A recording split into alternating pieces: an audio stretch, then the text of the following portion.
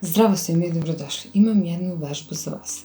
Možda može da vam bude korisna, možda možete da optimizujete svoj rad, smanjite nivo stresa ili jednostavno zaobiđete neke ne baš tako prijatne situacije.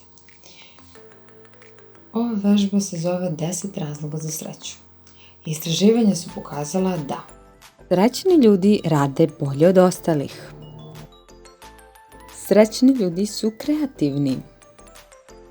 Srećni ljudi rešavaju probleme umjesto da kukaju o njima. Srećni ljudi imaju više energije. Srećni ljudi su veći optimisti. Srećni ljudi su dodatno motivisani. Srećni ljudi ređe obolevaju. Srećni ljudi brže uče. Srećni ljudi manje brinu o greškama, što utiče na to da prave manje grešaka. Srećni ljudi donose bolje odluke.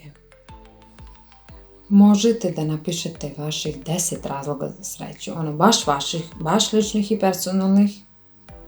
Šta god to da je, čini vas sretnim. Da. Zatim, to je jedna stvar. Druga stvar. Bilo bi dobro da napišete svojih 10 razloga zašto je dobro biti srećan. Naučnici su rekli jedno, istraživanje su pokazali jedno. Ajde vidimo šta možete vi da izvučete, možda to bude efektivnije kod vas. I treća stvar koju možete da uradite je da napišete 10 stvari zašto ne bi bilo dobro da su ljudi tužni.